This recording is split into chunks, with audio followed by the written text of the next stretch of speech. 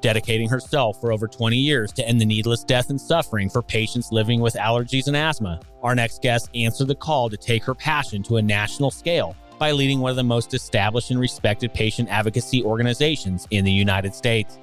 Tonya Winders, President and CEO of the Allergy and Asthma Network, joins us to discuss how she and her team are engaging, educating, and empowering millions of healthcare professionals and patients to improve quality of life and promote equitable and optimal health outcomes for Americans diagnosed with respiratory conditions. With the patient's voice and well-being at the heart of the Allergy and Asthma Network's mission, join us to learn how Tonya and her team are helping Americans breathe easier. Let's go.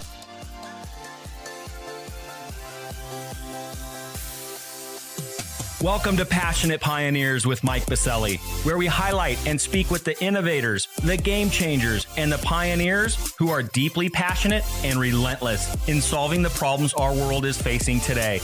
This is your opportunity to connect with and learn from these leaders and to support them on their mission. Perhaps they will soon be hearing your story as well. This is Passionate Pioneers with Mike Biselli. I look forward to having you on this journey with us.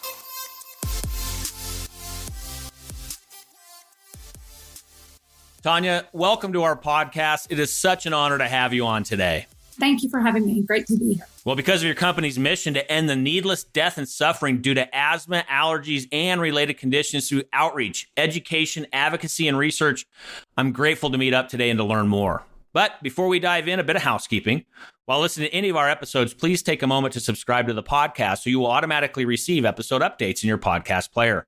Simply search Passionate Pioneers with Mike Biselli on Apple Podcasts, Spotify, or wherever you listen to your podcasts. And lastly, please visit the bottom of the episode notes to connect with me on LinkedIn, Twitter, and Clubhouse in order to further the conversations occurring on this podcast. All right, Tonya, it's almost time for our community to learn how the Allergy and Asthma Network are helping Americans breathe easier. But first, what's that one piece of advice that you would give to others who are passionate about reimagining the health of our world? So the one piece of advice that has stuck with me throughout my career and was given at a very pivotal time is ships are safe at harbor, but it's not what a ship was built to do.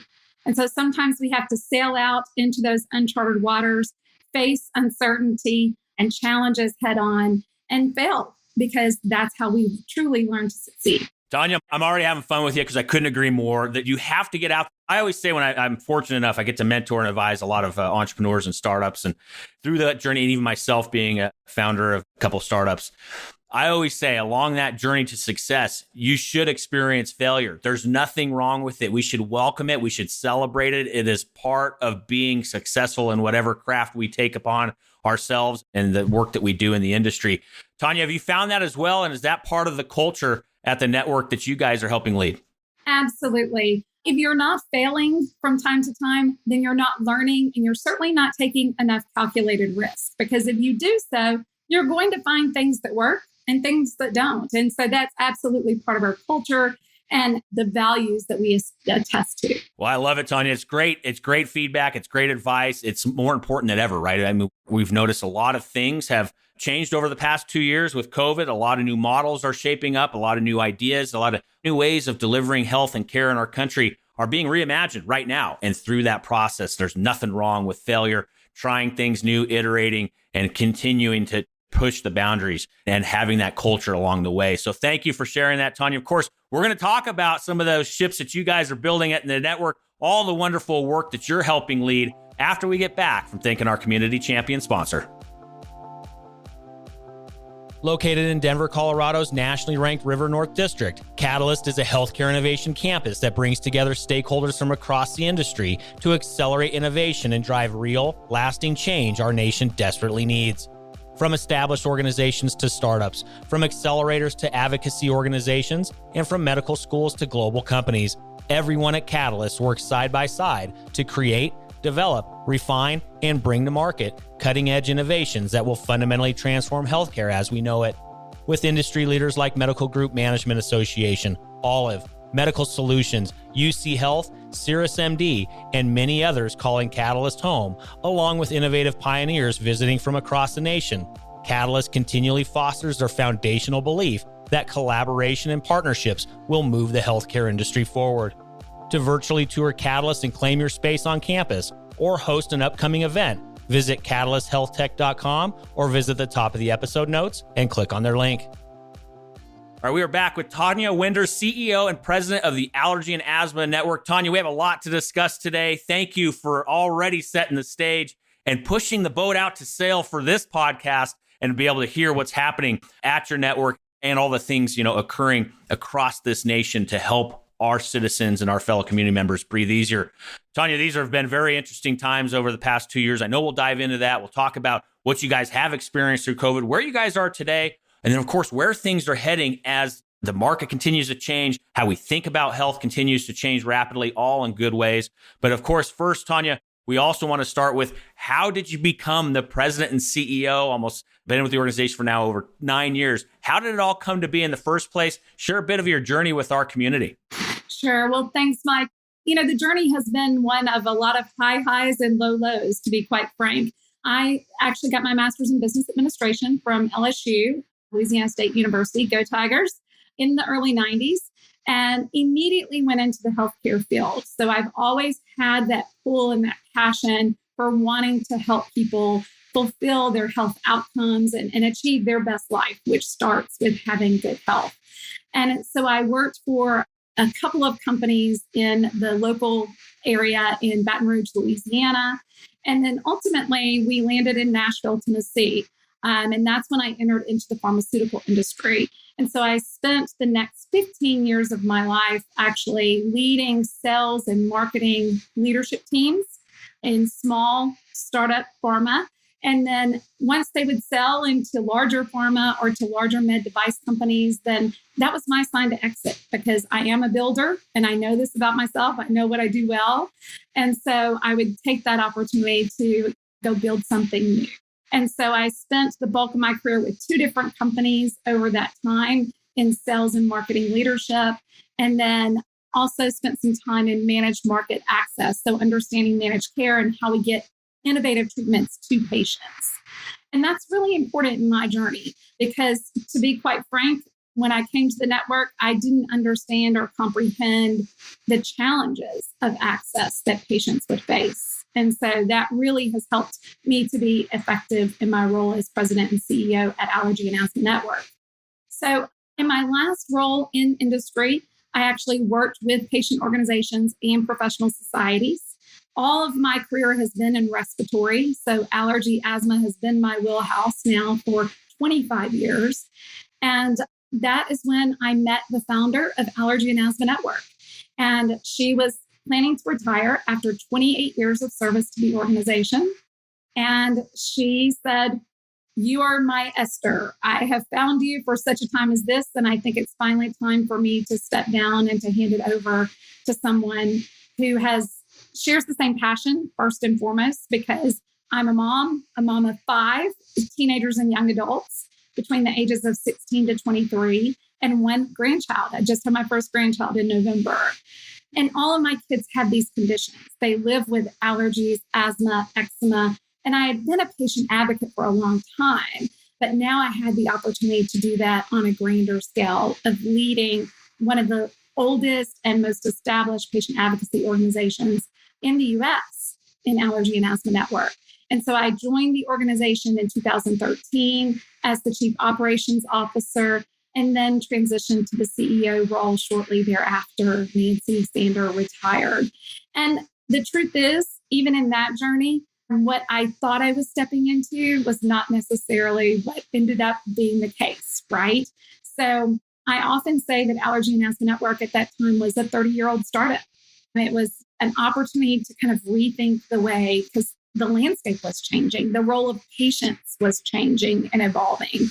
And so it was at that time, actually, that my mentor said to me the quote that I used earlier, the advice about a ship is safe at harbor, but it's not what a ship was made to do. And that advice has resonated time and time again, because we have gone from a less than $1 million in annual revenue organization, patient advocacy group, to over $4 million in annual revenues in the last 9 years. And our staff has grown from 4 to now 20 plus. And every time I think, okay, Am I really stepping too far out? Is this really where patients should be or patient advocates should be? I remember that quote and I continue to push forward because I think that that's where the breakthroughs truly have happened. Well, Tonya, thank you for that. You really set the stage for us. And I have so many questions from the founder that was there for quite some time leading the charge. And then you mentioned too, which caught my ear, you looked at the network as a 30-year-old startup. I love that because there's always an opportunity to reimagine oneself and really drive and change. Because if we're not changing and if we're not adapting to the marketplace, well, there's an opportunity to no longer be relevant in this space. So Tonya, there's a lot to discuss here. Before I ask you to give that elevator pitch of what the network is, what you guys are building, who you're serving, and all of that good stuff, I got to ask, you came from industry. Did you have it on your own personal roadmap to be an executive and a leader at a patient advocacy organization? Did you have that on the roadmap? So I did not set out with that as my end game. What I can tell you is that I've always been passionate about leadership and about patients first and foremost. So even when I was in a pharmaceutical sales rep and then a manager and then a regional manager and leader of med device companies, it always has been first and foremost about the patients. And secondly, about leading people well and investing in people's lives so that they reach their God-given potential. I love it. Well, it's exciting. So let's go there, Tonya. Let's talk about the network. Give us that elevator pitch. What is the Allergy and Asthma Network? Well, Mike, you've already set the stage. Allergy and Asthma Network is a grassroots organization. So we are by patients, for patients. And we have been committed to that same mission of ending the needless death and suffering due to these conditions since 1985. Now, the way we do that has changed dramatically over the last 37 years. But first, it's outreach, driving disease awareness. That's all outreach is, reaching out into the community, connecting with community partners, with patients, with caregivers, with healthcare professionals, and building that sense of belonging of a very strong community. So that's our outreach mission area. We do that through a ton of different channels and even activities like today with this podcast. And then in education, it's taking guidelines-based the best scientific evidence, but making it applicable to the real world. Because here's what we know. We live in a flawed society, right? Everything is not a perfect controlled clinical trial environment. And so how do we take those best practices, but put them into practice in a pragmatic way? Help patients to understand what quality care actually looks like. Help providers to have more effective dialogue with their patient. And so we do that through, again, a variety of channels like webinars, videos, a learning management system, a monthly newsletter that hits the 6 or 8 hot topics in allergy and asthma. So there's a wealth of ways that we activate the community to really become educated. Because we know that once you are engaged and then educated, that's the opportunity that we have then to become empowered. And it's empowered people, i.e. patients, because we're all people first and foremost, that then begin to advocate and begin to get involved in research and advancing the science and innovation in the space. And so we use that basis of outreach and education as a funnel to then move people into that place of advocating for themselves through policy, state, federal, payer policy, and then also engaging in research to be more patient-centered. Because for so long, research and development, while again, a wonderful environment, it didn't actively engage the patient voice. And what we've seen in the last 5 years is that now pharmaceutical companies, medical device companies are very engaged in getting the authentic patient voice in that complete R&D process from preclinical all the way through commercialization. And also, Tonya, can you frame it up for the community a bit in regards to the impact that allergy and asthma have on our society, on our economy? How many people does this impact across the nation? Frame it up a bit in regards to some statistics and numbers so we understand the magnitude of what we're talking about here. Right. So it's surprising, but the truth is about 100 million Americans are currently living with allergies, asthma, and or the related conditions of things like COPD or eczema. So over 1 in 3 Americans are living with these conditions. And so that's the kind of burden and impact. We're talking hundreds of millions of dollars of annual impact to our nation. The most common reason kids miss school, asthma. One of the most common reasons that elderly patients, people over 65, decline in health. The third leading cause of death, COPD. And then it certainly has become a cornerstone, and a center of focus for us with COVID, because all of that is connected to lung health. And at the essence, that's the type of organization we are. Atopy, our immune system, and lung health are the key focus areas for all that we do. Well, and you teed me up for my next question, Tonya. Thank you for that. But you teed me up for the next question, right? We discussed it on the front end of this episode here, COVID-19, the impact it's had on all of us across this nation and around the world.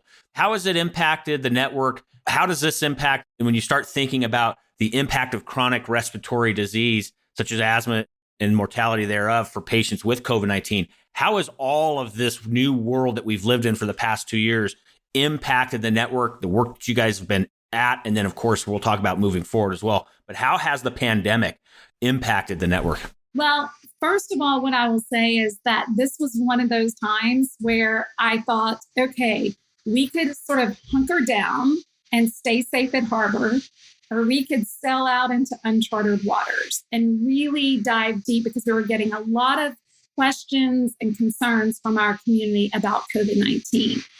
So again, gut check, time to sell.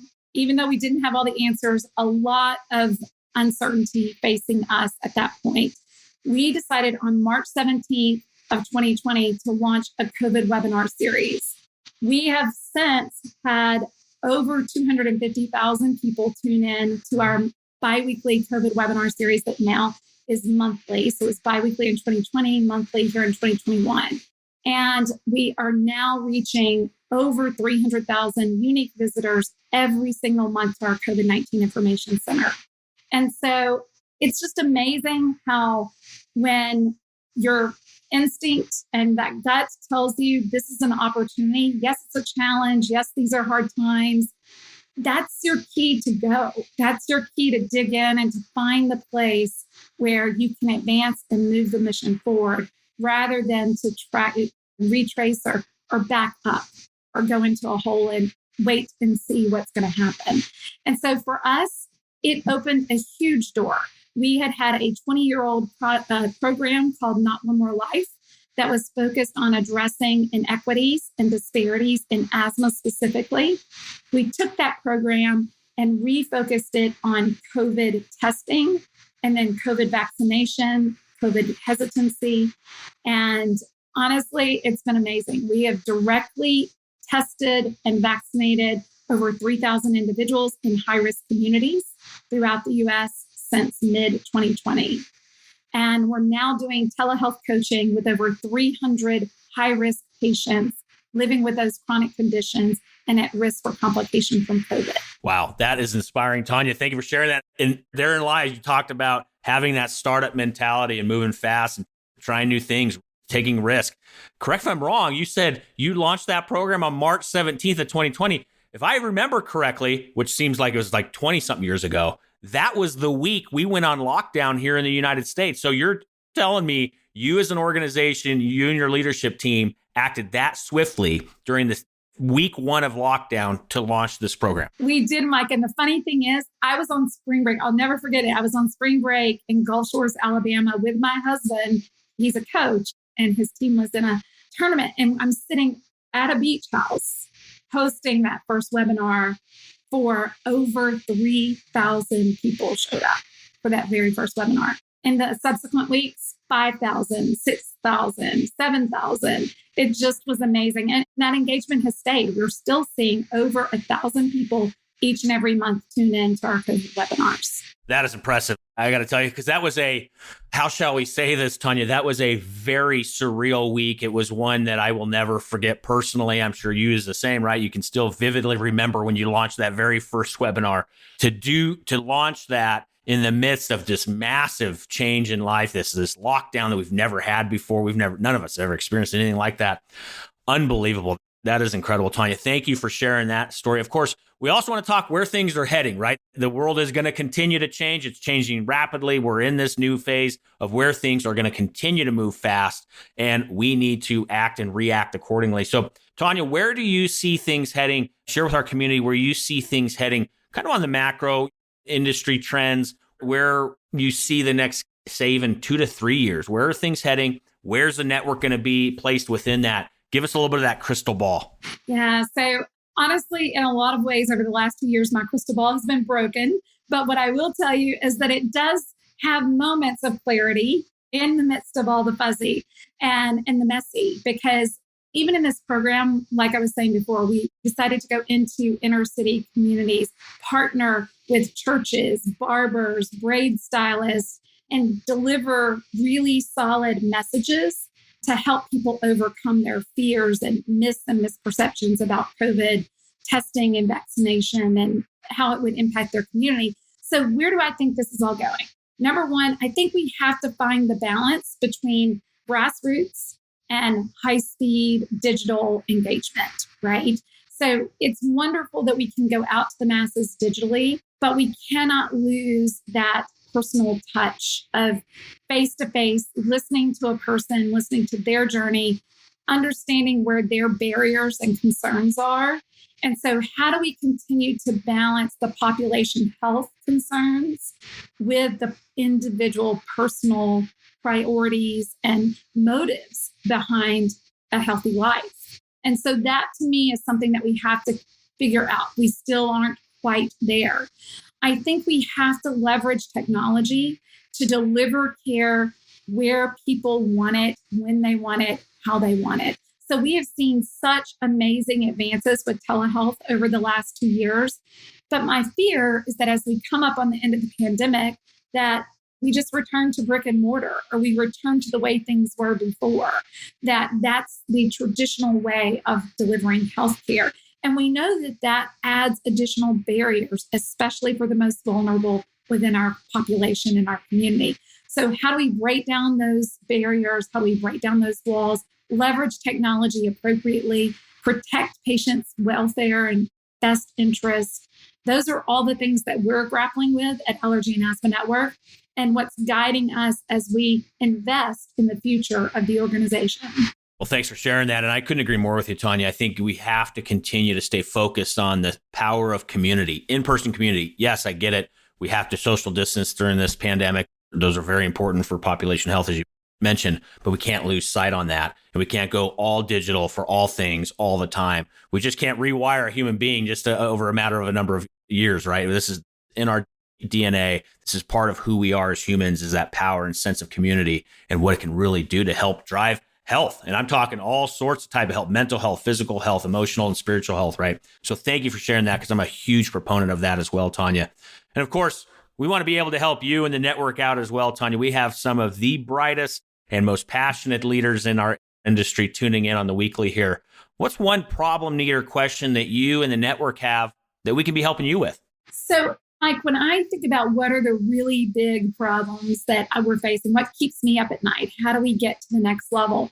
It really is all about optimizing resources. And so that's done through community partnerships by finding those right trusted messengers in those most needed areas across the country, partnering with them, having the financial resources, having the human resources, having the technology resources, all of those aspects to make that happen. We've had some really innovative approaches with payers. We've had some really innovative approaches and support by technology companies like Apple Health and others. And so how do we pull all of that together? And the one thing that we could use help is more collaboration and community partnerships.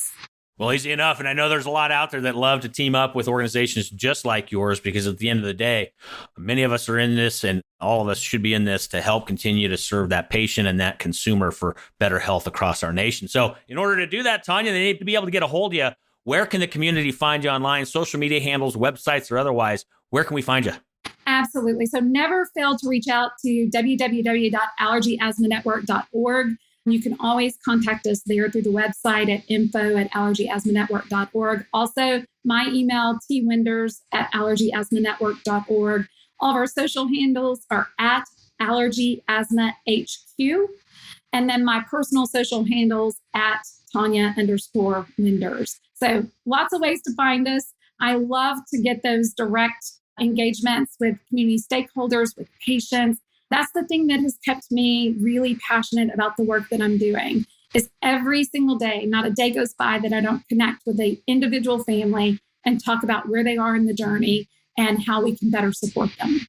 Well, easy enough. And all of those contact points are in our episode notes. So simply scroll down in your favorite podcast player, click on through to get a hold of Tonya and the team. You can also head over to our free global online community at passionatepioneers.com. There will be a post for Tonya's episode where you can also leave some comments, feedback, suggestions, or otherwise, and to get those contact points online for Tonya and her team, again, over at passionatepioneers.com.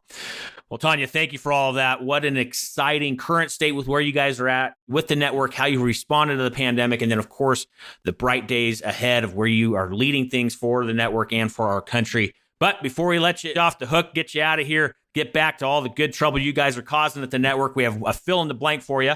I'm a passionate pioneer because? I am a passionate pioneer because I firmly believe income should never dictate health outcome. I believe that if we work together as a community, we can innovate and remodel our healthcare system to ensure that zip code is not the key determinant to health outcome.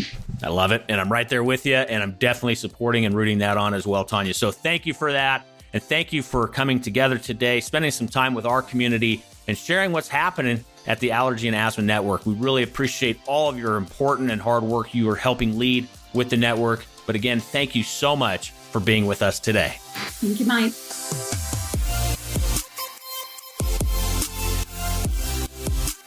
Thank you for joining us today on Passionate Pioneers with Mike Biselli. We'd love to hear your feedback about the podcast so we can continue to improve this community and to further support the pioneers being featured.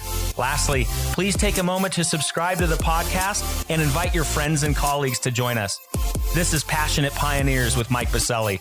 I look forward to having you back with us during our next episode.